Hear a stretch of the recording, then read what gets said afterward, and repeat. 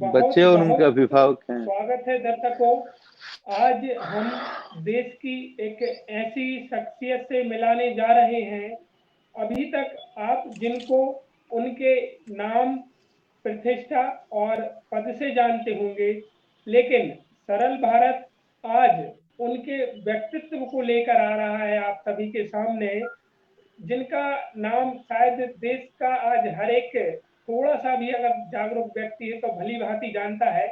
लेकिन आज सरल भारत जो ये चर्चा करने जा रहा है, वह उस नाम का बनने के पीछे की जो स्ट्रगल है, उनके बचपन से लेकर आज तक उन्होंने इतना अभी तक क्या कुछ नहीं किया है, उन सारी पहलुओं पर चर्चा करेगा। और यह सेशन न सिर्फ अभिभावकों के लिए, न सिर्फ विद्यार्थियों के लिए, और जो वर्तमान में सिविल सेवक हैं उन सभी के लिए बेहद महत्वपूर्ण होने जा रहा है। तो मैं एक बार फिर से बहुत बहुत स्वागत करूंगा आदरणीय बिहार के पूर्व डीजीपी श्री गुप्तेश्वर पांडे सर जी का। सर, आपका बहुत बहुत स्वागत है। नमस्कार। हमारे साथ बहुत सारे लोग जुड़ चुके हैं। इलाहाबाद यूनिवर्सिटी के प्रोफेसर श्री दीपक कुमार राय जी सर भी जुड़ चुके हैं, और बहुत सारे दर्शक आ गए हैं। मैं सभी से चाहूंगा आप सभी प्रश्न करते रहें। मैं सर से एक एक करके प्रश्न करता जा रहा हूं, और अगर समय दिया सर ने तो आप सभी के प्रश्नों का भी सर जवाब देंगे। तो सर, जैसा कि मैं दर्शकों को बता चुका हूं, आज ये जो सेशन होने वाला है वो आपने जो गुप्तेश्वर पांडे को अभी तक देखा है, टीवी पर देखा है, चैनलों पर देखा है और जॉब में देखा है, उसके उलट जो एक उनकी अलग छवि है, जो किसान पुत्र वाली छवि है, जो एक अभाव में पड़ने वाले व्यक्तित्व की छवि है, उन छवियों पर चर्चा करने जा रहे हैं सरल भारत। तो सर, मैं सबसे पहले आपसे आग्रह करना चाहूंगा, अपने बचपन से शुरुआत करता हूं मैं सर। मैंने आपके बारे में काफी सुना है सर। आपके माता पिता शिक्षित नहीं थे, यहाँ तक कि आपकी कई पीढ़ियों में कोई भी व्यक्ति शिक्षित नहीं था, और आप आज पूरे बिहार में, और इवन मैं तो ये भी कहूंगा बिहार का बच्चा बच्चा आपको जानता है और आपके कर्मों से जानता है, आपकी शिक्षा से जानता है। सर, ये सफर कैसे शुरू हुआ सर, बताइए सर। देखिए, आधी बात तो आपने पढ़कर सुन करके जान ही ली है और आपने परिचय में बता ही दिया है। बिहार बहुत बड़ा प्रदेश है, 13 करोड़ की आबादी है, 38 रेवेन्यू डिस्ट्रिक्ट्स हैं, 2 पुलिस डिस्ट्रिक्ट्स हैं। तो उसी 38 रेवेन्यू डिस्ट्रिक्ट जो अभी आज बिहार में है, पहले तो झारखंड जब इसका पार्ट था और एक था साथ था कंबाइंड बिहार, झारखंड जिसको बोलते हैं, वो अलग प्रदेश हो चुका है। तो दोनों मिलाकर 17 ही जिले हुआ करते थे। सामान्य ज्ञान की पुस्तक में हम लोग पढ़ते थे कि बिहार राज्य में 17 जिले हैं। अब वो 17 जिले से तो झारखंड अलग हो गया और बाकी जो आधा बिहार बचा उसी में 38 जिले हो गए। तो आरा शाहाबाद एक पुराना जिला हुआ करता था किसी जमाने में, उससे कट करके 4 जिले बने हैं। एक जिले का नाम है भोजपुर, दूसरे का रोहतास, तीसरे का कैमूर, चौथे का बक्सर। तो ये पुराना जिला आरा शाहाबाद है, उसमें 4 जो जिले बने, उसी में एक बक्सर जिला है जहाँ का मैं रहने वाला हूँ।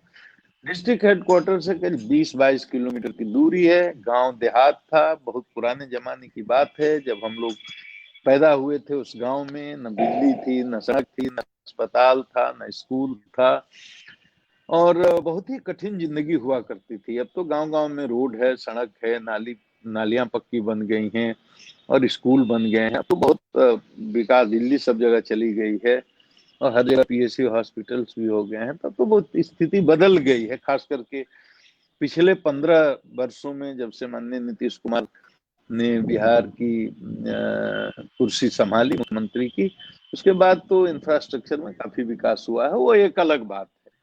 लेकिन मैं उस दिन की का स्मरण करता हूँ जबकि गांव में पक्के मकान नहीं होते थे 50 साल पहले, और जीवन बहुत ही कठिन था। सिंचाई का साधन नहीं था तो खेती अच्छे से नहीं हो पाती थी और प्रकृति पर ज्यादा निर्भर करना पड़ता था। बिजली गांव तक नहीं पहुंची थी, इसलिए सिंचाई की कोई व्यवस्था नहीं थी। तो नहरी इलाके जहाँ सिंचाई की सुविधा थी वहां फसलें होती थी, लेकिन हम लोगों का इलाका जो जहाँ मैं पैदा हुआ बिल्कुल असिंचित इलाका था, तो वहाँ कृषि भी बहुत अच्छी नहीं होती थी। तो गांव में जैसा मैंने बताया, रोड नहीं, बिजली नहीं, पानी नहीं, स्कूल नहीं, अस्पताल नहीं, तो ऐसे माहौल में पैदा हुआ। तो पहली कक्षा में उस समय तो ये बच्चों को मैं बता रहा हूँ जो जुड़े हुए हैं उनको जानना चाहिए ध्यान से, तो सुनना भी इसको चाहिए कि एलकेजी यूकेजी नर्सरी ये सब कॉन्सेप्ट नहीं था। सीबीएसई के स्कूल नहीं होते थे और अंग्रेजी स्कूल कहीं नहीं होते थे। कहीं कहीं जो बड़े बड़े शहर हैं जिला मुख्यालय वहाँ एक दो होंगे, लेकिन ज्यादा आईसीसी बोर्ड होता था प्राइवेट स्कूल में। और ऐसे सरकारी ही स्कूल जो थे वहीं शिक्षा के माध्यम थे, उन्हीं से प्रारंभिक शिक्षा शुरू होती थी और वहीं से पढ़ करके लोग मिडिल और हाई स्कूल करके और फिर कॉलेज में जाते थे। तो मेरे गांव में तो स्कूल भी नहीं था, गांव से 2 किलोमीटर दूर एक दूसरे गांव में प्राइमरी स्कूल था। अब जब मैं स्कूल की बात कह रहा हूं तो बच्चों के मन में वो तस्वीर अपने स्कूल की उभरती होगी कि स्कूल मतलब वहां पक्की बिल्डिंग होगी, बेंच होगा, डेस्क होगा या ब्लैक बोर्ड होगा। इस तरह की कोई व्यवस्था नहीं थी। स्कूल के नाम पर 2 मिट्टी के कमरे थे, फूस के और खपड़े के, और एक आगे बहुत बड़ा बनियान का माने बरगद का पेड़ हुआ करता था। और बरसात के दिनों को अगर छोड़ दें तो बाकी सारे दिनों में वो बरगद के पेड़ के नीचे गर्मी के दिन में और जाड़ा के दिन में धूप में बैठकर खटिया पर, खटिया तो मैं समझता हूँ कि बिहार उत्तर प्रदेश वगैरह में बहुत पॉपुलर है, सब जानते हैं, झारखंड वगैरह मध्य प्रदेश राजस्थान तक सब जानते हैं खटिया। उसको चारपाई बोलते हैं। चारपाई पर बैठ करके गुरुजी लोग पढ़ाते थे। किस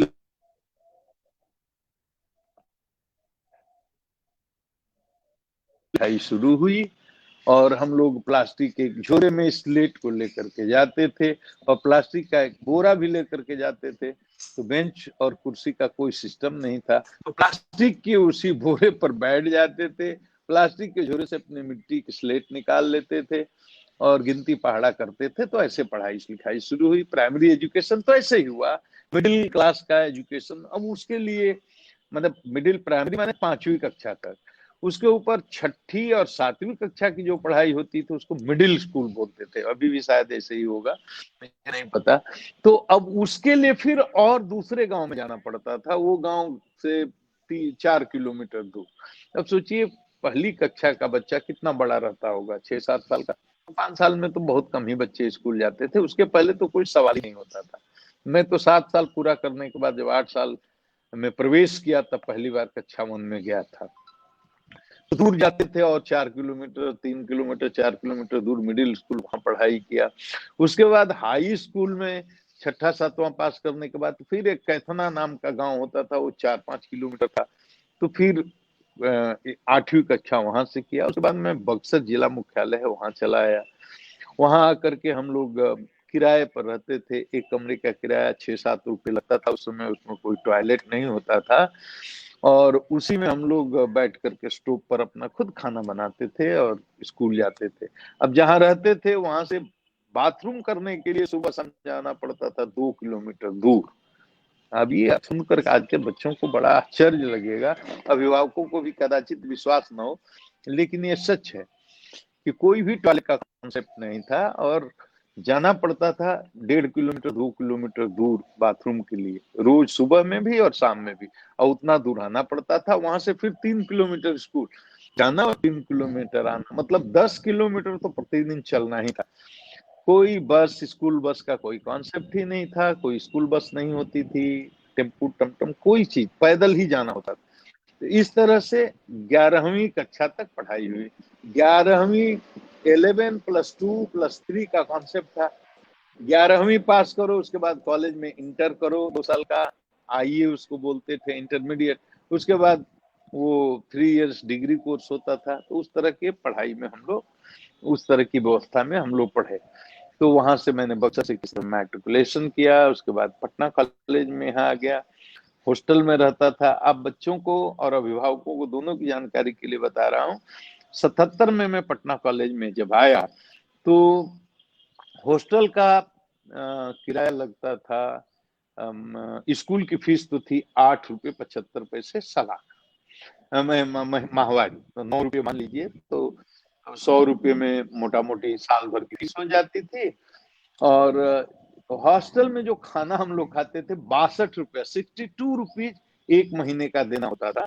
मैं 1 रुपये 10 पैसा, सुबह शाम का 60 टाइम का भोजन 62 रुपये होता था। 1 रुपये 10 पैसे पड़ता था, जिसमें दाल भात रोटी भुजिया चटनी, ये मतलब सुबह शाम हम लोग खा लेते थे। ये वो जमाना था। और 100 रुपये घर से मिलते थे, 62 रुपया मेस में खाना का जमा कर देते थे।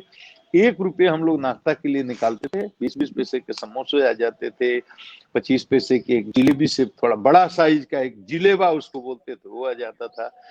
20 पैसे की चाय आ जाती थी। मतलब वो 30-40 रुपये में पूरे महीने का पॉकेट खर्च, मतलब नाश्ता वास्ता सब हो जाता था। 100 रुपये महीने हम लोगों को मिलते थे। इस तरह से पढ़ाई लिखाई शुरू हुई। ग्रेजुएशन किया। ग्रेजुएशन के बाद मैंने संस्कृत से ग्रेजुएशन किया। पटना विश्वविद्यालय में एमए में संस्कृत में नाम लिखाया। लेकिन वो उसी बीच में कुछ ऐसी परिस्थितियां आई कि दिल किया यूपीएससी हम भी देते हैं, दिया भी। और आईआरएस में, इंडियन रेवेन्यू सर्विस में मेरा 86 में हो गया।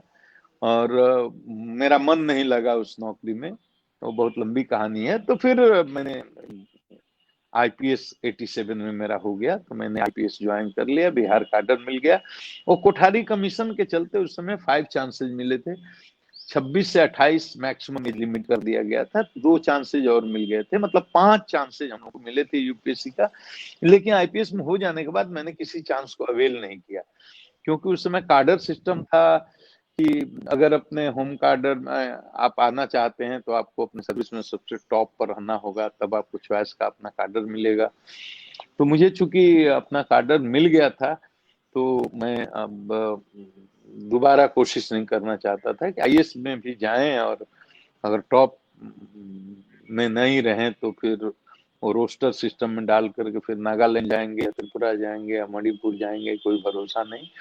बिहार के हैं, बिहार में सेवा करेंगे, इसलिए मैंने उसके बाद परीक्षा नहीं दी। तो बहुत ही कठिन परिस्थितियों में बहुत ही संघर्ष करके, संघर्ष की कहानी तो बहुत ही संक्षेप है, आप बोर होंगे, लेकिन इतना भी संकेत मैंने किया कि कितनी मुश्किल से मैं एक साथ बैठ करके जोड़ रहा था कि कक्षा 1 से और नौकरी में आईएएस आईपीएस बनने के बीच में मेरे फैमिली के, मेरे पिताजी ने मुझ पर कितने पैसे खर्च किए होंगे। तो मैं जोड़ करके मुझे लगा 25-30 हजार रुपया से अधिक नहीं। पूरी बचपन से लेकर क्लास 1 से लेकर आईपीएस में प्रवेश करने तक पढ़ाई पर मुझ पर 25-30 हजार रुपये से अधिक खर्च नहीं हुए होंगे। और ये इतने ड्यूरेशन, मतलब आप समझते कि 100 रुपये में पटना पढ़ लेते थे तो 1200 रुपये, चलो 1200 और एक्स्ट्रा रख लो आप, तो 2500 रुपये में 1 साल का हम लोग का खाना पीना, हॉस्टल में रहना सब हो जाता था 10 साल। तो कॉलेज में आने के बाद जो भी स्ट्रगल, 25-30 हजार रुपये में पूरा कैरियर एंट्री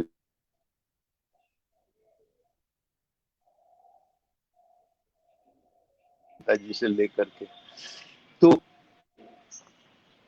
तो हम ये कह रहे हैं कि ये बच्चों को अगर लगता है कि बहुत सुविधा रहेगी, बहुत पैसा रहेगा, तभी हम पढ़ सकते हैं और तभी हम आईएएस आईपीएस बन सकते हैं, तो ये मिथ है।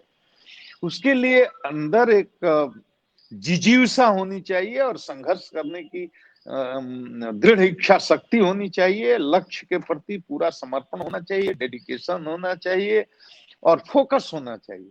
तो घोर प्रतिकूल परिस्थितियों में भी कोई बच्चा चाहे तो अपना लक्ष्य हासिल कर सकता है। ये मैं अपने व्यक्तिगत अनुभव से कह रहा हूँ, ये कोई भाषण की बात है नहीं, ये भोगा हुआ यथार्थ है।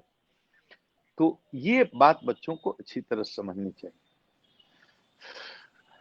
इतने बड़े संघर्ष की कहानी, कई सालों दिन रात एक कर देने वाली परिस्थितियां, अटूट संघर्ष से सफलता तक का सफर, कोई महान व्यक्तित्व ही इतने कम शब्दों में और इतनी सहजता से प्रस्तुत कर सकता है।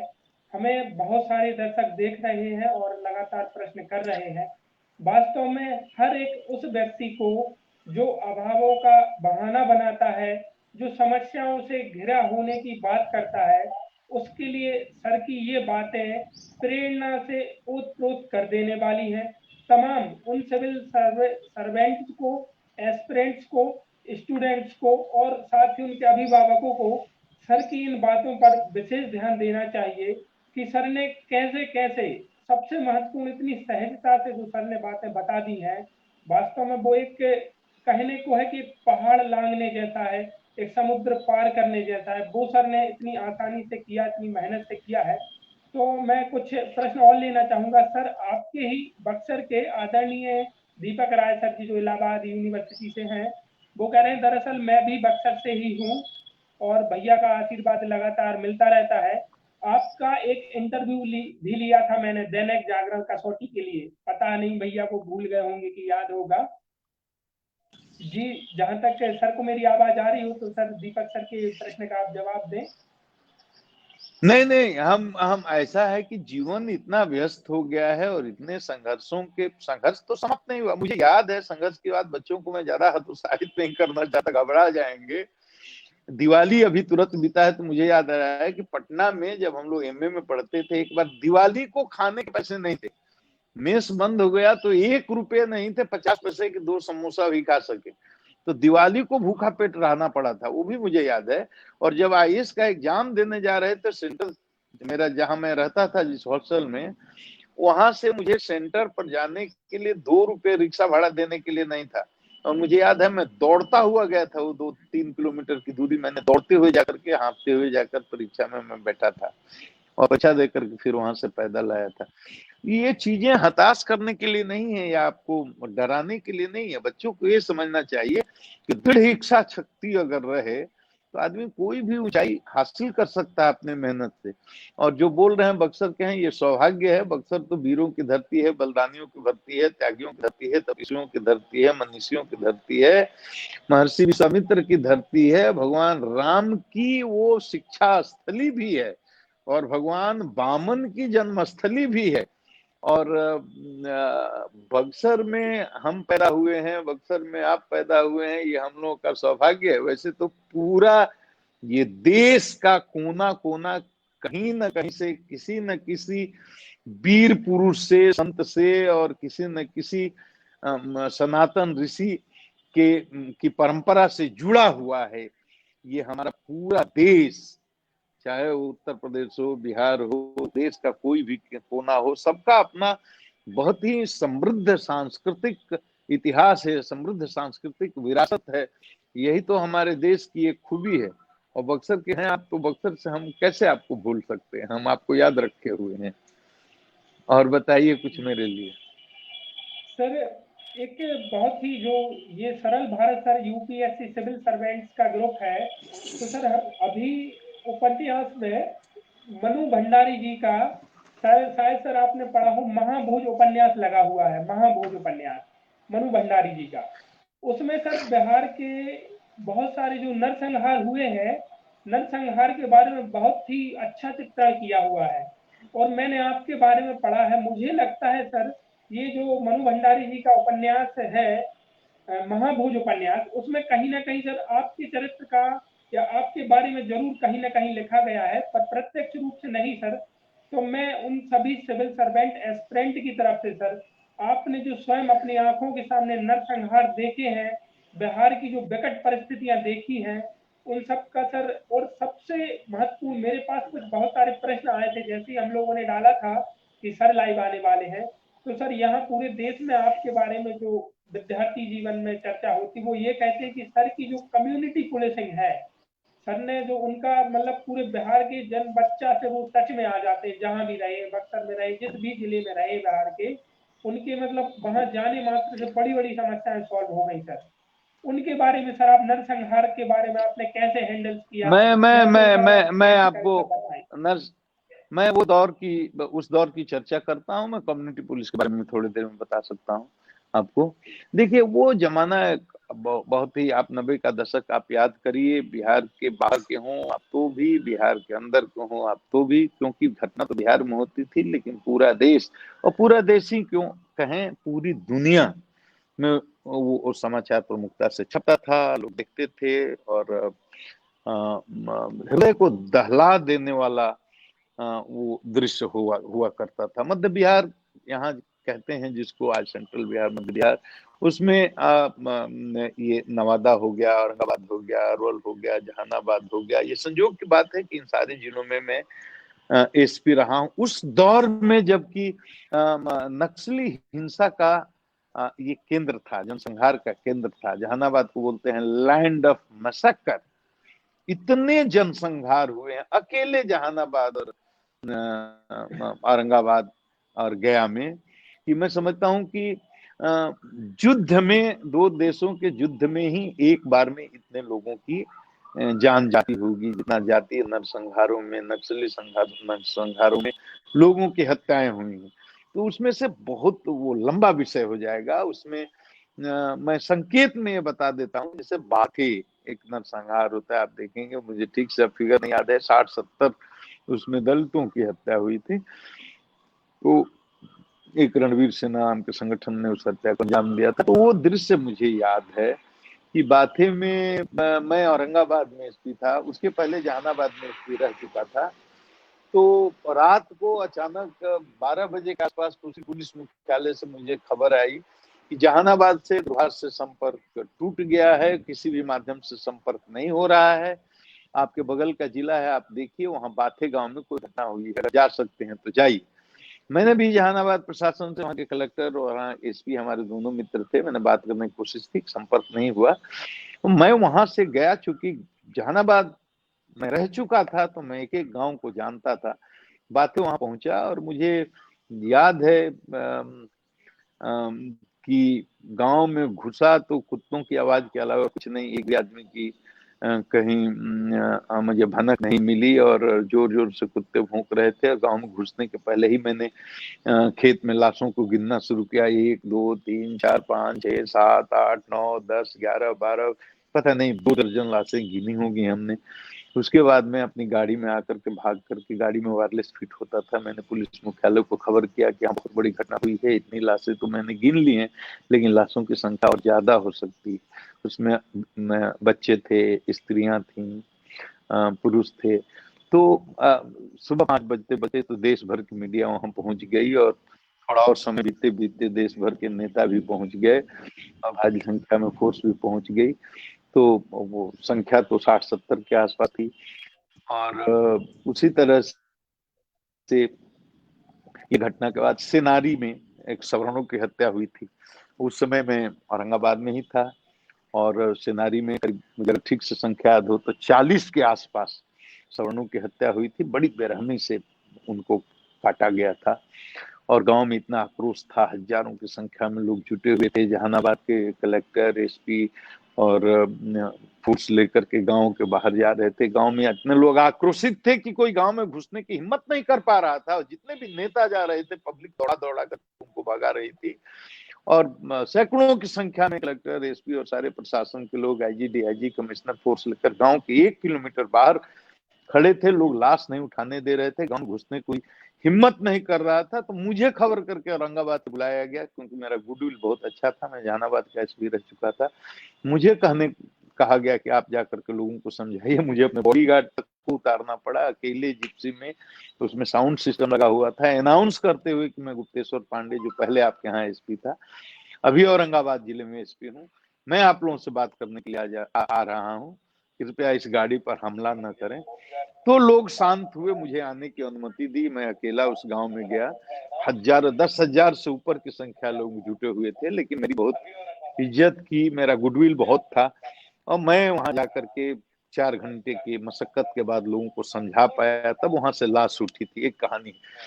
तो वो जो दृश्य है, मैं और भी छोटे छोटे तो 5-10 वाले तो जनसंहार मैंने बहुत देखे हैं। तो उसके बाद मियाँ चक भी हुआ, जिसमें 22 लोग मारे गए। उसके पहले गया में 12 गांव में सवर्णों की हत्या हुई थी, एक जात विशेष के लोगों की, वो भी संख्या 40 के आसपास थी। तो इतने बड़े बड़े नरसंहारों के दौर। अब ये देखिए, किताब लिखना अलग चीज है, लिख करके उस दर्द को, उस संवेदना को महसूस करना, और संवेदनशील लोग पढ़ते हैं तो उसको महसूस भी करते हैं, लिखने वाले की भी संवेदना होती है, और संवेदना वो ठीक ठीक पाठक के मन में उसी तरह से उतरती है, ये भी एक बात है।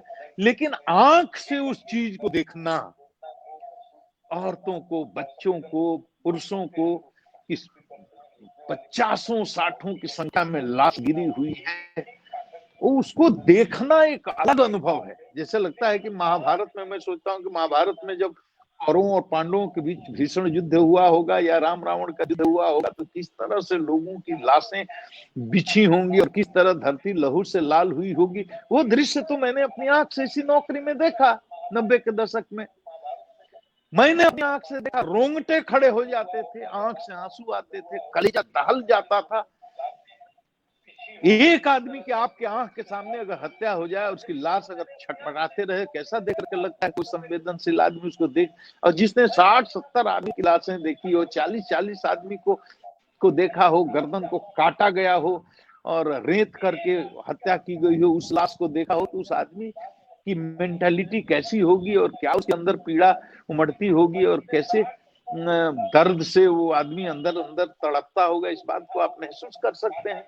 और इसीलिए कहा जाता है, ये तो माननीय नीतीश कुमार ने जब बिहार की गद्दी पर इनकी ताजपोशी हुई, बिहार की जनता ने इनको मुख्यमंत्री बनाया, उसके बाद ये नरसंहारों का दौर थमा। ये कि कोई पार्टी लाइन पर मैं कुछ नहीं बोल रहा हूँ, ये न किसी के खिलाफ बोल रहा हूँ, न किसी के समर्थन में बोल रहा हूँ। इतिहास गवाह है, पूरी दुनिया जानती है कि नीतीश कुमार जब मुख्यमंत्री बने तभी जाकर के नरसंहारों का दौर बिहार में थमा, और आज तक एक भी नरसंहार नहीं हुआ उतना बड़ा, और आज तक कोई सांप्रदायिक दंगा भी नहीं हुआ है। मैंने सांप्रदायिक दंगे भी देखे हैं, सासाराम का दंगा हो, नालंदा का दंगा हो, बड़े बड़े सीतामढ़ी का दंगा हो, कितने दंगे। सासाराम के दंगों में मैं 3 महीने तक एएसपी था, 88 की बात करता हूँ, 40 से अधिक लोग मारे गए थे। और किस तरह से 3 महीने मोहम्मद सुलेमान हमारे एसपी थे, जयंत त्रिपाठी वहां कलेक्टर थे, मैं वहां प्रोबेशनल ट्रेनिंग में था। 3 महीना रात भर में सोया नहीं।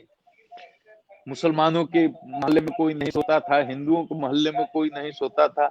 आज 5 आदमी मारे गए, कल 4 आदमी मारे गए। पूरा 3 महीने तक कर्फ्यू की स्थिति रही थी उस शहर में, वो देखा है। नालंदा में दंगा हुआ, वहां हम लोगों का डेपुटेशन हुआ था, कितने लोग मारे गए और क्या भयानक स्थिति हुई।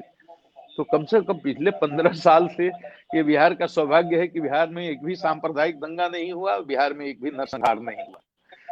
तो ये उस दौर को बहुत पीछे हम लोग छोड़ आए हैं, लेकिन उसकी जो स्मृति है वो चित्त को अभी भी विचलित कर देती है। जब वो चीजें मैं देखता हूँ, वो मैंने देखा है, इसलिए मेरे अंदर अभी भी बहुत पीड़ा होती है कि कैसे आदमी आदमी को मार सकता है सिर्फ इसलिए कि वो जात विशेष का है, तो उसको काट दो, चाहे वो सवर्ण हो चाहे दलित हो। तो वो पागलपन का एक दौर था, पूरा मध्य बिहार हिंसा से जल रहा था। और उसके पहले आप देखिएगा तो पूरा पलामू से लेकर के, गढ़वा से लेकर के, और इधर झारखंड का ये हजारीबाग से लेकर के चतरा, इमामगंज, डुमरिया, कोठी, गया का, जहानाबाद, अरवल, पाली, और इधर भोजपुर में सहार संदेश का इलाका, ये रणभूमि बना था, युद्ध भूमि बना था। इसमें नक्सली नरसंहार हो रहे थे, फिर नक्सलाइट आउटफिट भी आपस में लड़ रहे थे। माले लड़ रहा है पार्टी यूनिटी से, पार्टी यूनिटी लड़ रहा है माले से, फिर पार्टी यूनिटी और माले के साथ साथ एक तीसरी नक्सल फोर्स आ गई जिसको एमसीसी कहते थे।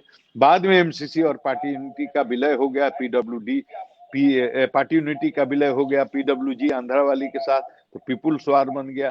पीपुल्स वार का फिर मर्जर हो गया एमसीसी के साथ, तो भारत की कम्युनिस्ट पार्टी माओवादी बन गई, माओइस्ट।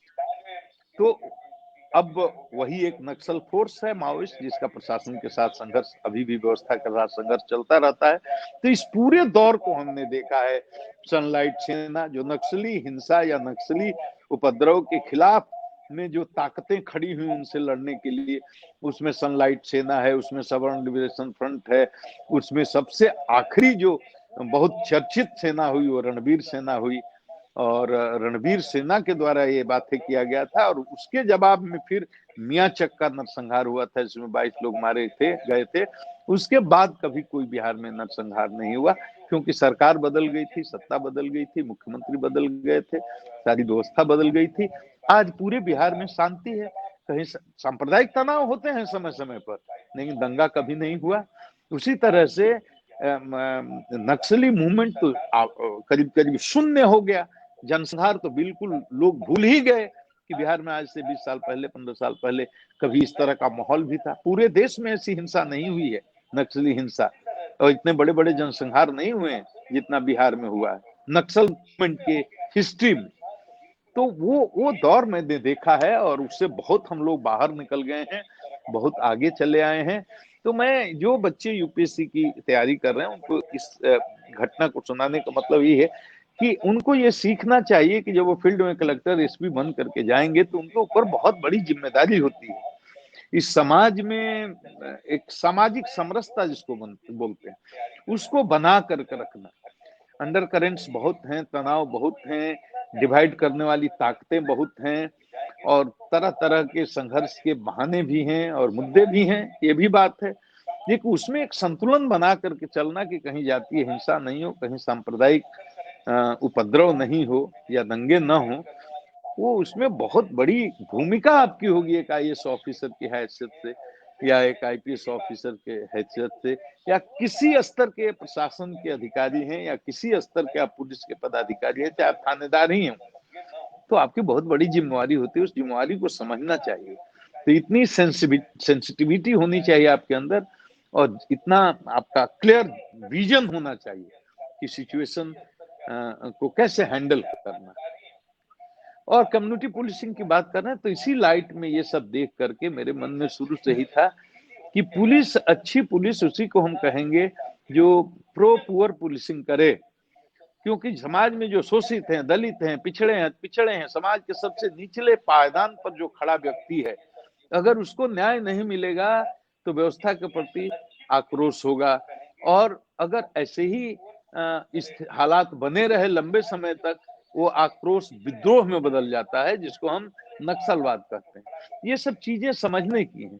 इसलिए अगर समाज में शांति बनाए रखनी है, भाईचारा बनाए रखना है, समृद्ध समाज बना करके रखना है, तो समाज के सबसे निचले पायदान पर जो खड़ा आदमी है उसको जस्टिस देना ही होगा, उसको सम्मान देना ही होगा। जस्टिस जब मैं बोलता हूं तो हर तरह का जस्टिस है, राजनीतिक न्याय हो, सामाजिक न्याय हो, सांस्कृतिक न्याय हो, आर्थिक न्याय हो, हर स्तर पर उसको न्याय देना होगा और समाज की मुख्य धारा से जोड़ना होगा।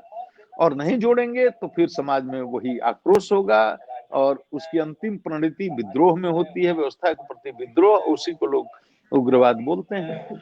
तो ये बहुत जरूरी चीज है ये समझना। तो ये पब्लिक से सीधे कनेक्ट होने का बहुत फायदा है और इस बात को मैं बहुत पहले ही समझ गया था। तो मैं बेगूसराय में रहा, औरंगाबाद में रहा, जहानाबाद में रहा या जहां भी जिस जिले में भी रहा, मैंने आम जनता के साथ अपनी कनेक्टिविटी बना करके रखी। जैसे उदाहरण के लिए मिसाल के तौर पर औरंगाबाद में मैंने गांव-गांव में शांति समिति, शांति सह निगरानी समिति बनाया। 54,000 लोगों को डायरेक्ट अपने साथ जोड़ा। 54,000 एक गांव-गांव, पंचायत-पंचायत में नौजवानों को खड़ा किया। कहाँ क्या गड़बड़ी हो रही है वो बताओ, कहाँ किसके साथ शोषण हो रहा है, जुल्म हो रहा है, उपद्रव हो रहा है, कोई थानेदार या प्रशासन का आदमी भी गलत कर रहा है, वो भी हमको बताओ। तो एक सेफ्टी वॉल्व हो जाता है। लोग उसके माध्यम से, उस फोरम के माध्यम से आप तक शिकायत लाते हैं और आपको मौका देते हैं कि आप इसको ठीक करिए। अगर आपने ठीक किया तो बहुत बड़ा काम हुआ, आपने ठीक नहीं किया, उसमें अगर फेल कर गए तो फिर वही आक्रोश, बाद में विद्रोह। तो समाज में उसकी परिणति देखने को मिलती है हिंसा के रूप में, जातीय संघर्ष के रूप में या सांप्रदायिक संघर्ष के रूप में। तो फीडबैक लेने के लिए लोगों से जुड़ना बहुत जरूरी होता है। वही और बेगूसराय में गया, गांव-गांव में मैंने नौजवानों की टोली खड़ी की, नौजवानों के क्लब बनाए, उनसे जुड़ा, वो आज तक मैं जुड़ा हुआ हूँ। जहानाबाद में था, नगर संसद बनाई, गांव-गांव में अपनी कनेक्टिविटी लोगों के सामने। और आपको आम आदमी की भाषा में बोलना होगा, आम आदमी की तरह रहना होगा, तभी आपसे लोग कनेक्ट कर पाएंगे। तो उनसे सहजता से रहिए, सरलता से मिलिए।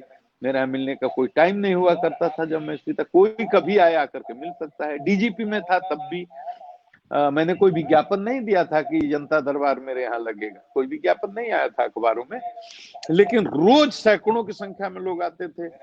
और रिक्शा वाला हो, टमटम वाला हो या जूता सीने वाला हो या कोई बड़ा से बड़ा आदमी हो, छोटा से छोटा आदमी हो, कोई भी टाइम फिक्स था 4 से 6 बजे के बीच में डीजीपी के ऑफिस में आ गया। नीचे 100-150 आदमी के बैठने की व्यवस्था है। मैं 4 बजे खुद ही उतर करके आ जाता था। अगर मैं नहीं हूं तो मेरे बदले में कोई एडीजी रैंक का ऑफिसर आकर बैठ जाएगा, 2-3 और आईपीएस ऑफिसर बैठते थे, एक एक आदमी से मिलना, उसकी बात सुनना, उसकी शिकायत को लेना लिखित रूप से, उसको कंप्यूटराइज करना, संबंधित पदाधिकारी को जांच इंक्वायरी और आवश्यक कार्रवाई के लिए भेजना। तो उसमें कुछ काम अधिकांश हो जाता है, जायज काम, तो कुछ 100% नतीजा नहीं भी आए तो लोगों को बहुत सेटिस्फेक्शन मिलता है कि कम से कम हमको डीजीपी से मिलने के लिए किसी पैरवी की जरूरत नहीं है, हम जाएंगे तो भेंट हो जाएगा। तो ये बहुत बड़ी बात होती है, इससे व्यवस्था में आस्था पैदा होती है लोगों की, और जब लोगों की आस्था व्यवस्था में पैदा होगी तो व्यवस्था प्रति आक्रोश कम होगा, बगावत तो बिल्कुल नहीं होगी। तो ये बहुत जरूरी है। तो ये कम्युनिटी पुलिसिंग जिसकी बात आजकल बड़ा इस पर जोर है, और विदेशों में भी, ये तो मैंने आज से नौकरी ज्वाइन करने के साथ ही 32 साल पहले मैंने शुरू कर दिया था। स्वतः लोगों से जुड़ना, गांव में जाना, दलितों के गांव में जाना, मुसहर के गांव में जाना, पिछड़ों के गांव में जाना, उनके साथ उनकी झोंपड़ी में बैठना, उनके साथ खाना खाना, उनकी बात सुनना, उनका दुख सुनना, उनको उनकी पीठ थपथपाना, उनको बोलना कि कोई तकलीफ हो तो मेरे पास आओ, सीधे आओ, कोई दिक्कत है तो। इसके बड़े फायदे होते हैं। तो ये काम तो मैं जीवन भर करता रहा हूँ, यही मेरी पूंजी भी है, और इसीलिए मैं लोगों से कनेक्टेड भी हूँ। नहीं तो आप अगर हाकिम की तरह रहिएगा तो यहाँ एक से एक फैशन डिजाइन वाली टोपी पहन लीजिए, और यहाँ 1 दर्जन स्टार फूल तलवार कंधे पर लगा लीजिए, और उसका कोई वैल्यू नहीं है। जनता इसको कुछ नहीं समझती। जनता तभी आपको इज्जत देगी और प्यार देगी जब जनता से आप जुड़िएगा दिल से। ये स्टार और तगमे का कोई मतलब नहीं है। गाड़ी पर 4 स्टार लगा कर चलिए या 14 स्टार लगा कर चलिए, जनता वो सब कुछ नहीं समझती। जनता उस अधिकारी को अपना हीरो मानती है जो जनता के दुख को समझता है, उसके दर्द को समझता है, जो उसकी पीड़ा को समझता है, जो संकट में जनता के साथ खड़ा होता है। बस ये सीधी बात है, और आज ऐसे अधिकारियों की जरूरत है। इसलिए जितने बच्चे तैयारी कर रहे हैं, चाहे पीसीएस स्टेट सर्विस कमीशन की तैयारी कर रहे हो या यूपीएससी की तैयारी कर रहे हो, उनको ये बात मंत्र की तरह मान लेनी चाहिए, अपने दिल दिमाग में, मतलब इसको बिठा लेना चाहिए कि आप सेवा करने के लिए जा रहे हैं, तब आप सफल होंगे और लोग आपको बहुत प्यार भी करेंगे। और अगर आपको पैसे बनाने हैं, चोरी करनी है, तो फिर तो आप, इससे बढ़िया है कि कोई दूसरा ही काम करिए, स्मगलिंग करिए। तो बहुत अवैध तरीके हैं, करिए, जेल जाइए, भोगिए, पैसे कमाइए। लेकिन अगर आप आईएएस आईपीएस बनना चाहते हैं तो आपको सेवा करने जा रहे हैं, इस भाव से अपने जीवन को आप दांव पर लगाना पड़ता है। बाल बच्चों के लिए, परिवार के लिए समय नहीं मिलेगा अगर सच्चे सेवक आप हैं तो। अपने जीवन की आहुति देनी पड़ती है, तब लोग प्यार करते हैं, ऐसे थोड़ी करते हैं। और गाली देने वाले भी कम नहीं रहेंगे। ये भी आप समझिएगा कि अपना जीवन की हम आहुति दे रहे हैं, हम रिश्वत नहीं लेते हैं, हम चोरी नहीं करते हैं, ईमानदारी से सेवा करते हैं, सबका काम करते हैं, तो सब मेरा जिंदाबाद करेंगे, तो ऐसा होता नहीं है और ऐसा कभी होगा नहीं। आप कलेजा भी निकाल करके रख दीजिएगा, तब भी आपको गाली देने वाले लोग रहेंगे, उसमें भी पॉलिटिक्स खोजने वाले लोग रहेंगे, आपको सोशल मीडिया पर अपमानजनक भाषा का प्रयोग करने वाले मिलेंगे। उससे हताश निराश नहीं होना। अगर आपका मिशन सच्चा है और आप में सच्चाई है, ईमानदारी है और सेवा का, समर्पण का भाव है, तो ऐसी चीजों से आप कभी हताश और निराश नहीं हो सकते, क्योंकि आपका आत्मबल हमेशा बना रहता है। और आत्मबल केवल बना रहने का एक ही कारण है, जब आप सच्चे और ईमानदार हैं, सिंसियर टू ड्यूटी हैं, तभी आपका आत्मबल रहेगा। आत्मबल तो सेवा से ही आता है। तो बहुत कुर्बानी देनी है आपको, मजे नहीं है केवल।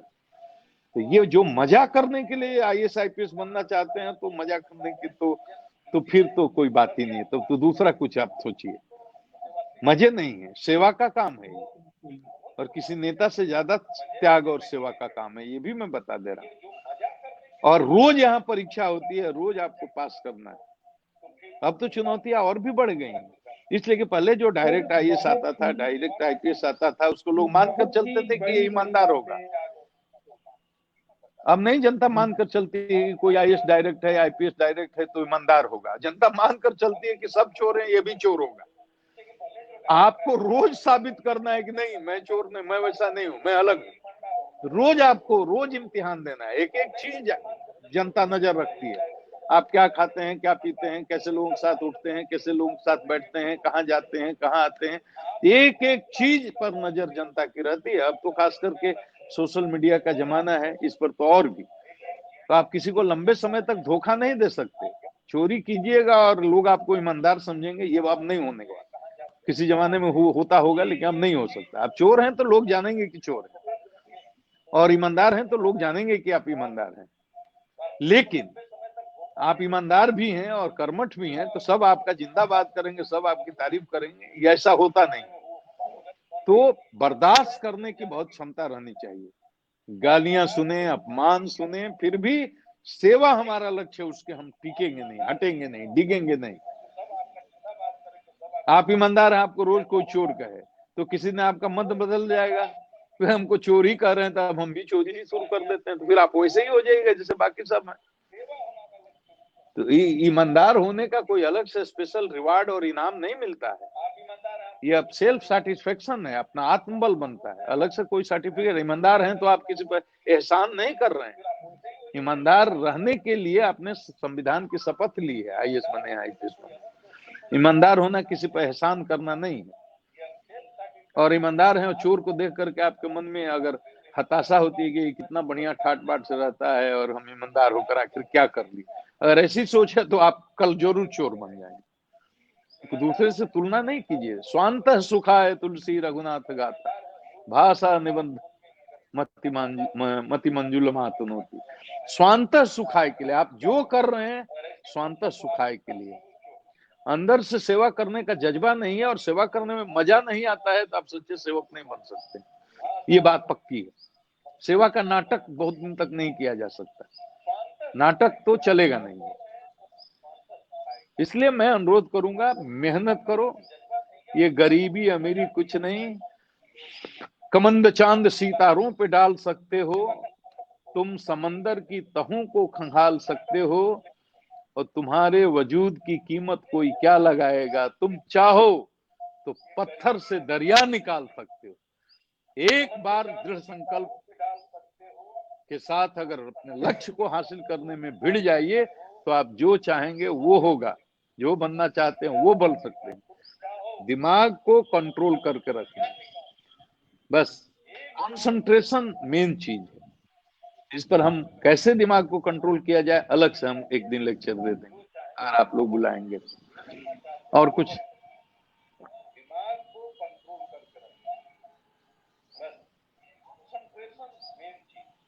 सर बहुत सारे सदस्यों ने, सर बहुत सारे दर्शकों ने सर अभी शपथ ली है। अभी सर आपको देखते देखते, और ये कहीं ना कहीं मैं दर्शकों को बताना चाहूंगा कि ये कम्युनिटी पुलिसिंग का ही असर है, जो सर आज बिहार के लाखों लोगों के दिल में बस रहे हैं। चाहे उनके फेसबुक पर फॉलोअर देख लीजिए, चाहे निजी जीवन में देख लीजिए। गुप्तेश्वर पांडे सर आज पूरे बिहार ही नहीं बल्कि देश में लाखों युवाओं की प्रेरणा का स्रोत बने हुए हैं। और मैं, बहुत सारे दर्शक कह रहे हैं कि सर कुछ प्रश्न ले लीजिए। मैं इतने सारे प्रश्न आ गए, इतने सारे दर्शक बहुत सारे प्रश्न कर रहे हैं। सर एक और, जैसा कि आपने अभी कम्युनिटी पुलिसिंग के बारे में इतना अपने 30 साल का अनुभव बताया और इतनी ग्रेट ग्रेट चीजें, बारीक बारीक से चीजें हम दर्शकों को और स्टूडेंट्स को, अभिभावकों को बताई सर, बेहद महत्वपूर्ण है हम सभी के जीवन में।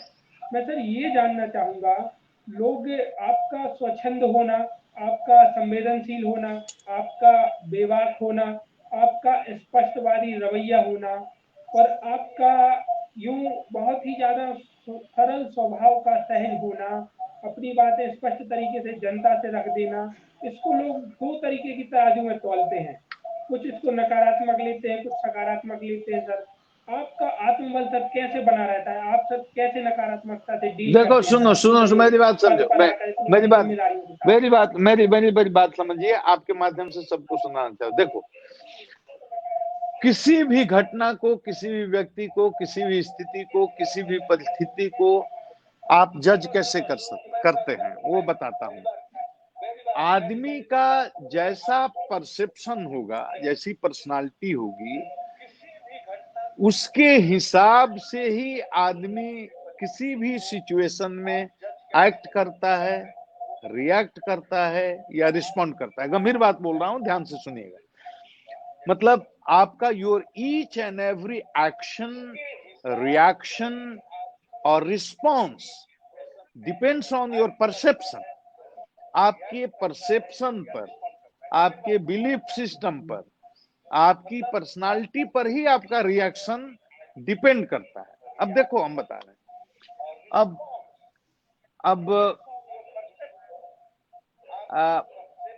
मतलब ये हुआ कि हमारी पर्सनालिटी जैसी होगी वैसा ही हमारा परसेप्शन होगा, और जैसा हमारा परसेप्शन होगा वैसे ही हम सोचेंगे, वैसे ही हम देखेंगे, और उसी हिसाब से हमारा एक्शन भी होगा या रिस्पॉन्स भी होगा।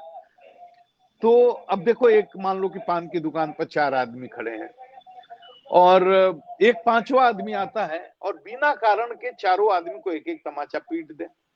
अब ये 4 आदमी जो हैं, चारों आदमी के साथ एक ही घटना हो रही है, कोई आकर अकारण पीट रहा है, लेकिन 4 अलग अलग आदमी अलग अलग ढंग से रिएक्ट करेंगे या रिस्पॉन्ड करेंगे। मान लो पहला आदमी कोई सिद्ध संत है, गॉड रियलाइज तुलसीदास सूरदास की तरह का संत है, तो उसको कोई तकलीफ नहीं होगी, वो समझेगा ये अज्ञानी है, वो मुस्कुराता हुआ चला जाएगा, कोई विवाद भी नहीं करेगा। और भगवान से श्याम मसीह जब सूली पर टांग रहे थे लोग, तो उन्होंने किसी को कर्स नहीं किया, किसी के लिए किसी को साप नहीं दिया, किसी को गाली नहीं दी। उन्होंने भगवान ये अज्ञानी है, इनको क्षमा करना, ये नहीं जानते क्या कर रहा है, ये कहा।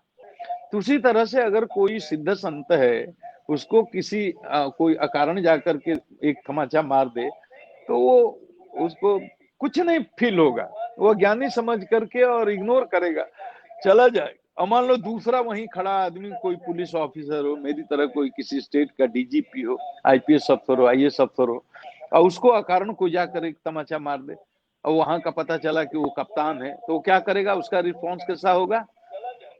वो तो ये सोचेगा, उसका परसेप्शन ये होगा कि अरे हम यहाँ के पुलिस कप्तान, हमको ये रोड छाप गुंडा कर तमाचा चला दिया। पहले आपको पकड़वाएगा, गाड़ी में डलवाएगा, थाना ले जाएगा, वहां खूब अच्छे से कुटवाएगा, जो दफा नहीं लगने वाली है वो भी लगवाएगा, जेल भेजवाएगा। ये उसका नेचुरल रिएक्शन है, क्योंकि वो परसीव कर रहा है अलग ढंग से कि अरे मैं पुलिस अफसर हूं, मेरे कोई गुंडा थप्पड़ मार दिया, तो उसका परसेप्शन दूसरा है, तो उसी हिसाब से उसका रिएक्शन भी होगा, उसका एक्शन भी होगा। और तीसरा मान लो उदाहरण के लिए कि वहां का लोकल कोई क्रिमिनल है, बहुत बड़ा दादा है, वेटरन क्रिमिनल है, दाऊद इब्राहिम टाइप का। अब थप्पड़ मारने वाले ने पहचाना नहीं कि इतना खतरनाक आदमी, उसको भी उसने एक थप्पड़ मार दिया। अब देखो, उसी एक थप्पड़ के बदले वो कमर से पिस्तौल निकालेगा, उसकी खोपड़ी में दबा देगा, मतलब मर्डर कर देगा। तो एक थप्पड़ मारने की घटना तो सामान्य है, एक ही बात हुई ना, 3 आदमी को एक ही आदमी आके थप्पड़ मार रहा है, तीनों अलग अलग ढंग से रिएक्ट कर रहे हैं। एक मुस्कुरा करके चला जा रहा है कि अब वो बालक है, ज्ञानी है, इसको माफ कर दिया। दूसरा आदमी पुलिस अफसर है, वो अलग ढंग से देख रहा है कि अरे ये गुंडा कौन है जो हमको थप्पड़ मार रहा है, तो वो अपना दफा उफा लगा के कुटाई पिटाई करके जेल भेज दिया। और तीसरा कोई दाऊद इब्राहिम टाइप का नोटोरियस क्रिमिनल, वो कहेगा इसी चौक पर हमको कोई थप्पड़ मार देगा, कल से तो मेरे पर थूकेंगे लोग, मेरी तो दादागिरी खत्म। तो टेरर फैलाने के लिए उसी एक थप्पड़ के बदले वो गोली मार देगा। अब थप्पड़ मारने की 1 घंटा पर 3 आदमी के 3 तरह के रिएक्शन क्यों होते हैं?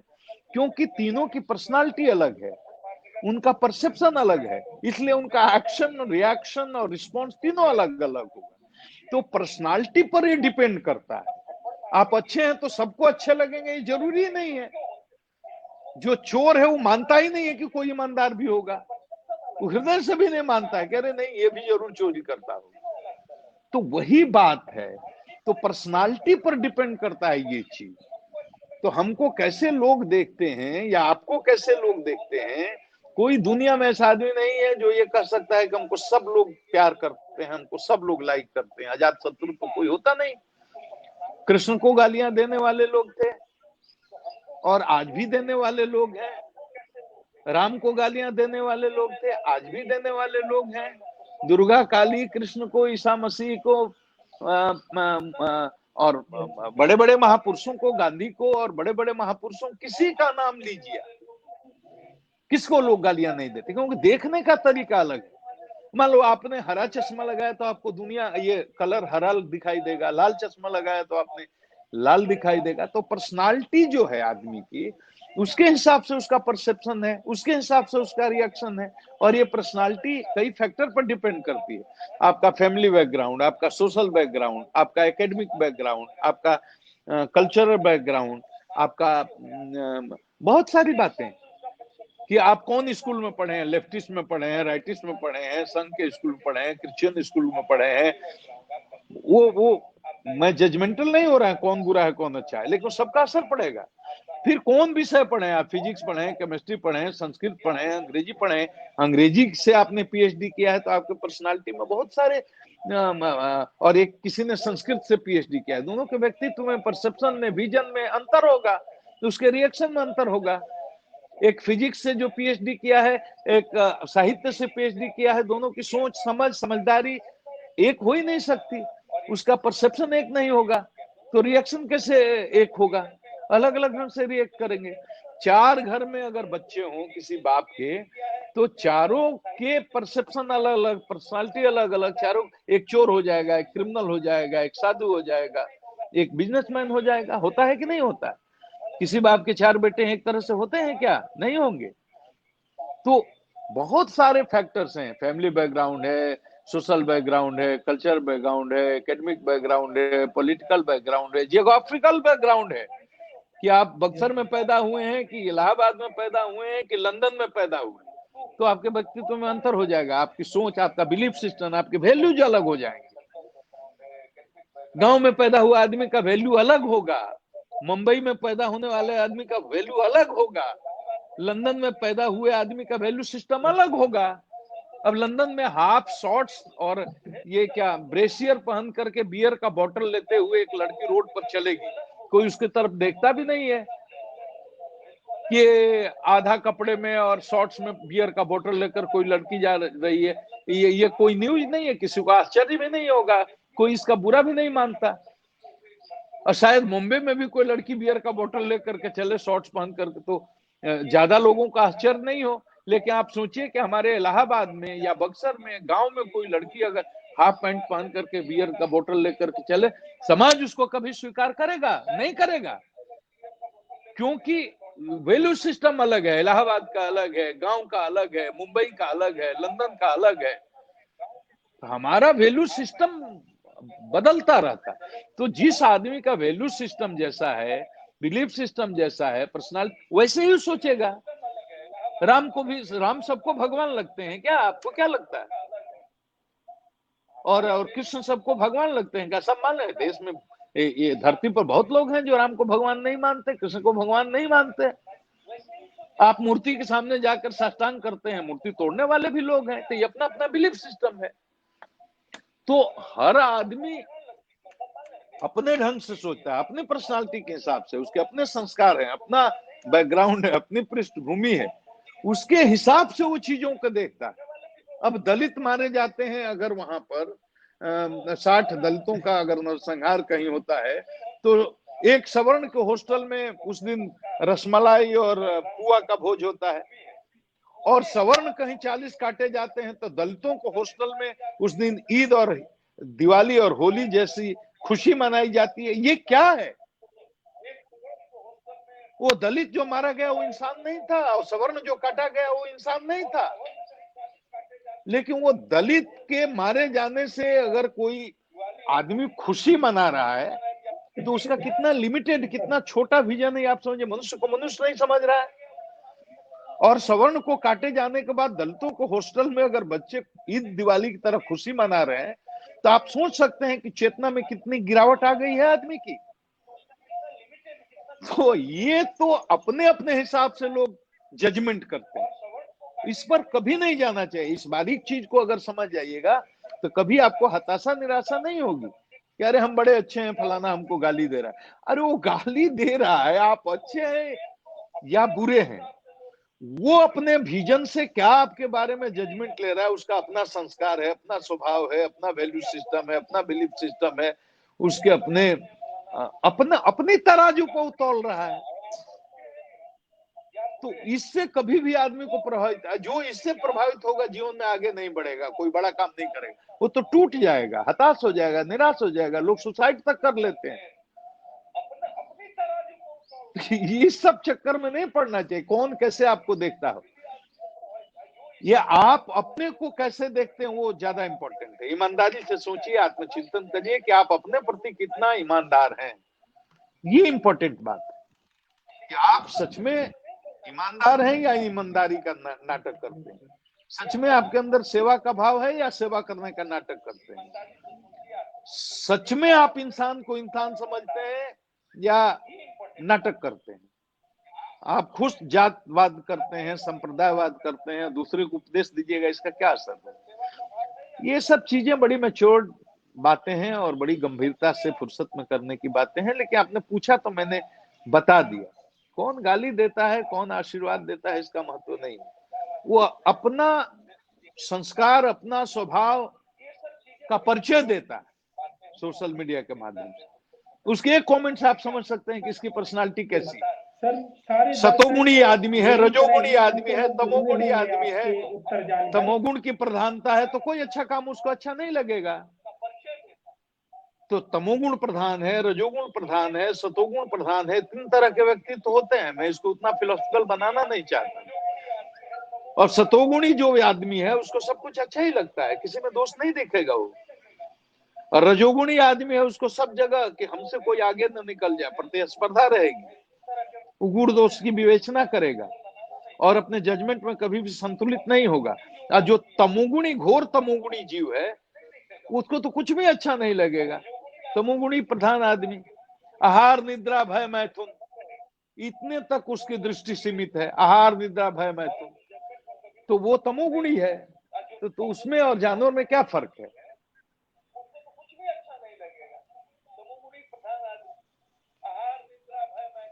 और ईमानदार और चुप क्या फर्क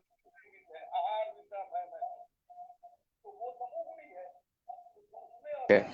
क्वालिटी ऑफ माइंड, शरीर तो एक ही है, आंख नाक कान, सोचने का तरीका।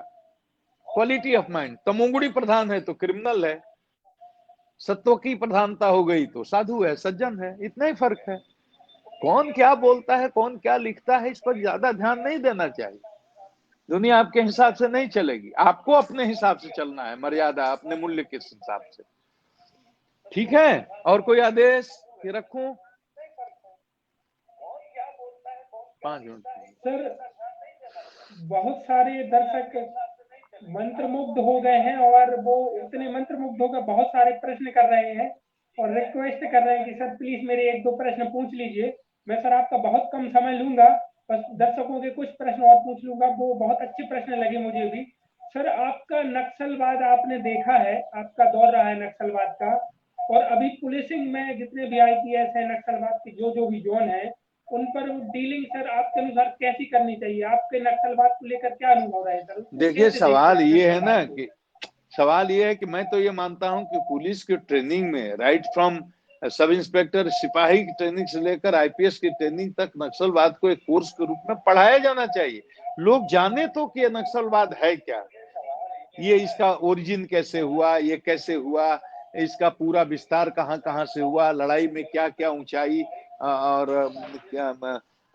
कब कब किस तरह का परिवर्तन हुआ। पूरे इस नक्सल मूवमेंट को अच्छे तरह से, इसके इतिहास को समझना चाहिए। तो प्रॉब्लम को आप समझिएगा तब तो इलाज कीजिएगा। मैं बहुत दुख के साथ कहता हूं कि पुलिस फोर्स में 1% लोग भी शायद नहीं है जो नक्सलवाद को ठीक से समझते हैं कि ये क्या है। जब आप रोग ही नहीं समझते हैं तो इलाज क्या कीजिएगा। नक्सलवाद एक अलग विषय है, इस पर अलग एक पर चर्चा हम कर सकते हैं। दूसरा डेट रखिए, फिर हम लाइव आ जाएंगे। मतलब एक लाइन में अगर कहें तो व्यवस्था के प्रति विद्रोह का नाम है नक्सलवाद। अब व्यवस्था के प्रति विरोध, विद्रोह के क्या क्या कारण है, इस पर हम अलग से चर्चा कर सकते हैं। इसके क्या निदान है, इस पर भी अलग से हम लोग चर्चा कर सकते हैं। अभी उसके लिए वक्त नहीं।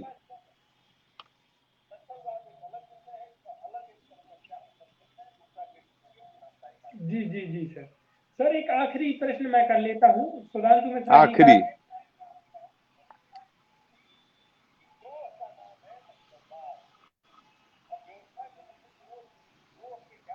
जी सर, जी सर। सर आप बिहार में शराबबंदी के ब्रांड एम्बेसडर भी रहे हैं, आप सर क्या देश में शराबबंदी हो सकती है क्या, यह वास्तविकता में संभव है सर? क्या देखो, आपको सुनो क्या सुनो विचार है सुनो इस सुनो, जल्दी जल्दी जल्दी में सुन लीजिए, लास्ट सवाल है आपका, जवाब देकर। देखिए, शराब पर? बंदी यस सर, अभियान यस से मैं बहुत ही हृदय से जुड़ा रहा हूँ। डीजीपी बनने के पहले मैंने करीब 200 जनसभाएं की थी, देश मैंने बिहार भर के कोने कोने में। मैं उसके बारे में सिर्फ एक बात कहता हूँ, उसको ध्यान से सुनिए, बहुत गंभीर चीज बोल रहा हूँ। आदमी मतलब 3 तरह के लिविंग क्रिएचर्स हैं इस धरती में, सृष्टि में। एक को कहते हैं वनस्पति, जिसमें पेड़ पौधे जितने आप करोड़ों उसके भेद प्रभेद हो सकते हैं, उसको मान लीजिए। दूसरा पशु पक्षी, उसके भी करोड़ों प्रभेद हो सकते हैं, उसको मान लीजिए। और तीसरा मनुष्य। लिविंग क्रिएचर्स यही है, वनस्पति, पशु पक्षी और मनुष्य। इसमें मनुष्य ही एक ऐसा जीव है जिसके पास इंटेलेक्ट है। इंटेलेक्ट का मतलब हुआ, हिंदी में उसका अनुवाद करें तो बुद्धि। देखिए, ईश्वर ने 2 सूक्ष्म जंत्र हमारे अंदर फिट किए हैं। हम हिंदू हो, मुसलमान हो, अगड़े हो, पिछड़े हो, दलित हो, सवर्ण है, कुछ भी हो, पाकिस्तानी हो, जापानी हो, हिंदुस्तानी हो, कोई भी हो, ऑल ओवर, मतलब सबके अंदर, मनुष्यों के अंदर 2 चीजें दी हैं भगवान ने। एक का नाम है मन और बुद्धि। मन तो पशु पक्षियों में भी, बुद्धि बहुत सीमित है, मतलब आहार निद्रा भय मैथुन तक सीमित है। वो अपने लिए घोंसला बना सकता है, अपने लिए भोजन की व्यवस्था कर सकता है, बच्चा पैदा कर सकता है, मृत्यु का डर उसको भी, पशु पक्षी कीड़े मकोड़े को भी, आपको भी। लेकिन उसकी प्रज्ञा यहीं तक सीमित है। मनुष्य ही एक ऐसा प्राणी है जिसको इंटेलेक्ट माने प्रज्ञा माने बुद्धि ईश्वर ने दिया है, विवेक ईश्वर ने दिया है, और चॉइस ऑफ एक्शन है, कर्म करने की स्वतंत्रता केवल मनुष्य को है।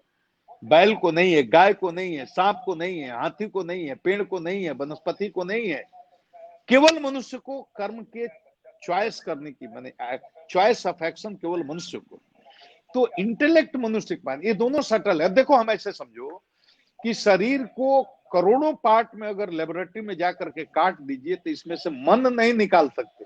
कोई डॉक्टर में दुनिया में नहीं है कि प्लेट में मन निकाल कर रख देगा, ये आपका मन है। हार्ट निकाल कर रख देगा, किडनी निकाल कर रख देगा, ब्रेन निकाल कर रख देगा, लेकिन कोई डॉक्टर, चिकित्सा विज्ञान की इतनी पहुंच नहीं है कि शरीर को करोड़ों का टुकड़े में कर दे तो इसमें से मन को निकाल दे। मन इतना सूक्ष्म है। इसका मतलब क्या हुआ कि मन नहीं है? मन है। अनुभव से जानते हैं कि है, मन करता है खाने का, मन करता है हंसने का, मन करता है रोने का, मन कभी खुश होता है, मन कभी उदास होता है, मन रसगुल्ला खाने को करता है, मन चिकन खाने को करता है, मन सिनेमा देखने को करता है। मन तो है, उसका एक एक सेकंड हम अनुभव करते हैं कि मन है। मन किया तब ना आप यहाँ वेबिनार कर रहे हैं, मन किया तब ना आप इसमें पार्टिसिपेट कर रहे हैं। तो एक तो मन है सूक्ष्म, दूसरा है इंटेलेक्ट। जैसे मन है वैसी ही बुद्धि है।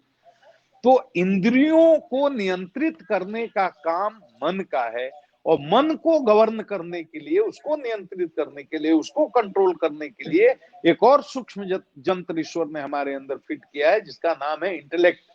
तो mind and intellect, these are 2 subtle machines fitted inside all of अस।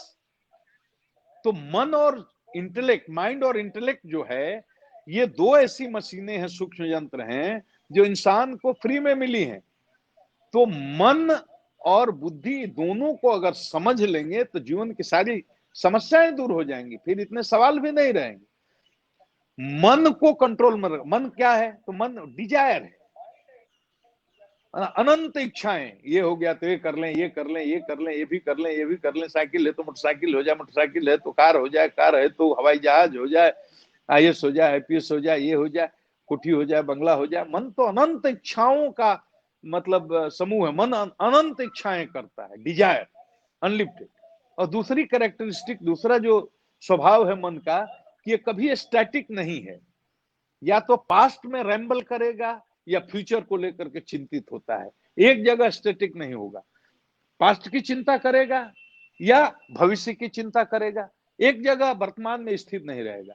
और ये वर्तमान में स्थित हो गया, स्थिर हो गया, तो वो कंसंट्रेशन की स्थिति होती है। और वही कंसंट्रेशन थोड़ा डीप हो गया तो मेडिटेशन हो जाता है। तो फोकस करने का मतलब, स्टूडेंट को फोकस करना चाहिए स्टडी पर। फोकस का मतलब क्या है? कि मन को कंसंट्रेट करना है कि ये रैम्बल न करे पास्ट में, और फ्यूचर की वरीज में ये रैम्बल ना करे, वर्तमान में स्टैटिक हो जाए, यही फोकस होना है। तो ये काम इंटेलेक्ट से किया जाता है, इस बात को समझ के। मन जो जो करता है वो कर सकते हैं क्या? बोलिए, मन करे आपका कि हमको तो फिल्म देखते नहीं है, तो फिल्म के हीरोइन का नाम नहीं, पादुकोणे कौन कौन हीरोइन हुई, कौन जिसको जय मान लिया कि मन करे कोई अच्छी हीरोइन का नाम बोलिए, तो मैं बोल दूं इस हीरोइन से आपको शादी करने का मन कर रहा है, तो मन करता है तो कर लीजिएगा। किसी की 4 कोठी बहुत बड़ा आलिशान मेंशन है, बंगलो है, देखकर मन कर रहा है ये हमारा हो जाता, आपका हो जाएगा। BMW पे कोई चल रहा है तो आपको मन करता है कि ये कार मेरी होती। किसी खूबसूरत पत्नी देख करके आपको मन करता है मेरी बीबी होती। मन जो करता है कर सकते हैं। मेरी 80 साल की बूढ़ी माँ है, कोई आकर के कारण उसको गाली दे, अपमानित करे, पीटने लगे, मन करता है कि इसको गोली मार दो, मार दीजिएगा। तो जो मन पर कंट्रोल नहीं करेगा वो मार देगा। और जिसका इंटेलेक्ट मजबूत है, तुरंत बुद्धि कहती है नहीं नहीं, गोली मारोगे जेल जाओगे, आजीवन कारावास होगी, फांसी हो जाएगी, जिंदगी बर्दाश्त खराब हो जाएगी, बर्दाश्त कर लो। तो आदमी बर्दाश्त कर लेता। तो इंटेलेक्ट का काम है मन को कंट्रोल कर। मन जो जो करता है वो नहीं कर सकते। सोचो, जो जो मन करता है वो काम आप नहीं कर सकते, क्योंकि वहां कानून की बंदिशें हैं, समाज की मर्यादाएं हैं और शास्त्र की भी मर्यादा है। तो शास्त्र नहीं मानते हो तो समाज की मर्यादा मानना पड़ेगा। वो भी नहीं मानते हैं, बिल्कुल बेलज्ज और बेशर्म हो गए हैं, तो कानून का डर है, जेल चले जाएंगे। तो शास्त्र की मर्यादा को, समाज की मर्यादा को और कानून की मर्यादा, ये 3 बंधन है। मन जो करेगा वो नहीं कर सकते आप, लेकिन ये बाहरी ताकतें हैं जो आपके मन को कंट्रोल करती हैं। लेकिन भीतर एक यंत्र है, भीतरी ताकत वो ईश्वर ने दी है, उसका नाम है इंटेलेक्ट। उससे मन को गवर्न नहीं कीजिएगा तो बड़ा मुश्किल है। तो इंटेलेक्ट जो है वो मन को गवर्न करने के लिए एक इंस्ट्रूमेंट है जो ईश्वर ने हमारे अंदर फिट किया है। कि जब भी गलत विचार उठे, गलत विचार का मतलब क्या हुआ? जो समाज की परंपरा के द्वारा समर्थित नहीं है, जो शास्त्र की मर्यादा के प्रतिकूल है, और जो आपके देश काल परिस्थिति में, जो जिस देश में रह रहे हैं वहां के कानून के प्रतिकूल है, वो गलत काम है। वो जब भी करने का मन करे तो आपका इंटेलेक्ट उसको रोके कि नहीं ये गलत है। तो इंटेलेक्ट जिसका कमजोर रहता है, तो बुद्धि में, इंटेलेक्ट में बुद्धि, तो मनुष्य को ही कहते हैं बुद्धिजीवी। कभी सुना है बैल बुद्धिजीवी प्राणी है, गधा बुद्धिजीवी प्राणी है, भैंस बुद्धिजीवी प्राणी है? कभी नहीं। बुद्धिजीवी केवल मनुष्य का विशेषण। मनुष्य बुद्धिजीवी, मनुष्य बुद्धिजीवी, गधा बुद्धिजीवी, कौवा बुद्धिजीवी, बाघ बुद्धिजीवी, शेर नहीं बोलते। बुद्धिजीवी क्यों? क्योंकि आपसे यह अपेक्षा की जाती है कि बुद्धि के अनुसार आप अपने जीवन बिताएंगे, और बुद्धिजीवी नहीं हुए तब फिर क्या होगा? मन जीवी हो जाएगा। मन के अनुसार मन जीवी हो गए तो मन के अनुसार तो पशु पक्षी बिताते हैं। जहां मन किया पखाना कर देगा रोड पर चलते हुए बैल, भैंस, सांड। वो थोड़ा सोचेगा पब्लिक देख रही है, किनारे जाके करें, तो जो रोड पर चलते हुए पखाना कर देगा। और भी जितने वर्जित कर्म हैं वो भी रोड पर पब्लिक व्यू में करेगा। क्यों? क्यों? उसके पास इंटेलेक्ट नहीं है। वो जो मन के अनुसार से जीता है, जो मन करेगा जहां करेगा वही करेगा। आप नहीं कर सकते हो, क्योंकि आप मनुष्य हैं। तो आपको बुद्धिजीवी होना है। शराब पीने का सबसे बड़ा नुकसान ये है, या कोई नशा करने का, कि सबसे जो कीमती मशीन है ये, जिसका नाम इंटेलेक्ट है, बुद्धि है, विवेक है, ये धीरे धीरे क्षीण होने लगती है और एक समय आता है पूरी तरह नष्ट हो जाती है। तो बुद्धि जब पूरी तरह नष्ट हो गई तो एक ही मशीन बचा आपके पास, मन। तो आप बुद्धिजीवी नहीं रह गए, आप हो गए मनजीवी। मनजीवी हो गए तो जो मन करेगा वो आप करिएगा। माने जानवर की कोटि में आप चले गए। जानवर आप में कोई फर्क ही नहीं रहा, देखने में मनुष्य लगिएगा लेकिन करिएगा काम सब जानवर वाला। तो आप देखिए, एक दिन आप दारू किसी नए आदमी को पिला दीजिए, वो सामान्य रह जाता है क्या? सारी मर्यादाओं को तोड़ देता है। वो कानून की मर्यादा तोड़ देगा, समाज की मर्यादा तोड़ देगा, शास्त्र की मर्यादा तोड़ देगा, एक दिन पी करके। तो रोज रोज जो शराब पिएगा वो आदमी जानवर हो जाता है। उसकी अच्छा, आध्यात्मिक विश्लेषण यह है कि सतोगुण को कम करता है, क्षीण करता है, तमोगुण और रजोगुण की वृद्धि होती है, तो आदमी जानवर हो जाएगा। तो इसलिए नैतिक पतन होता है, आध्यात्मिक पतन होता है, चारित्रिक पतन होता है नशा का सेवन करने से, शराब का सेवन करने से। इस बात को समझिए। तो इसलिए शराब बंदी का कानून बिहार में माननीय मुख्यमंत्री नीतीश कुमार जी ने लाया। ये एक आध्यात्मिक कानून है, जनता को समझने की जरूरत है। अब चोरी करके बेचिएगा, चोरी करके पीजिएगा, सरकार कहां कहां कंट्रोल करेगी। लेकिन इसके पीछे बहुत बड़ा दर्शन, बड़ी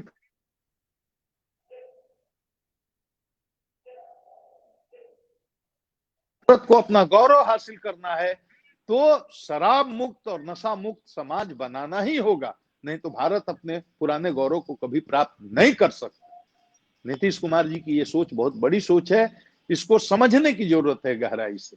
मैं युवाओं को इसलिए सुना रहा हूं कि देश भर के लोग इसको सुने, समझें और इसको समझें कि अगर नशे की आदत लग गई तो आपका इंटेलेक्ट वीक होगा, विवेक क्षीण होगा, आप मनजीवी बनिएगा और जानवर की चेतना आप में आ जाएगी। और कोई आदेश? बस सरल अब भारत अगली का बार एक एक दर्शक मंत्रमुग्ध हो गया है और करीब मुझसे 50 लोगों ने सर आपसे पुनः आने का आग्रह किया है। जब भी अब मैं भविष्य में आऊंगा, समय मिले आप सर, सवाल बना के बहुत सारे रखिए, मैं प्रश्न। आऊंगा, जी, आऊंगा मैं बहुत बहुत अगली धन्यवाद। बार। एक बार हम पूरी सरल थैंक भारत यू। टीम की तरफ से आदरणीय गुप्तेश्वर ठीक है। पांडे जी का धन्यवाद करते हैं। सर पहले ही चले।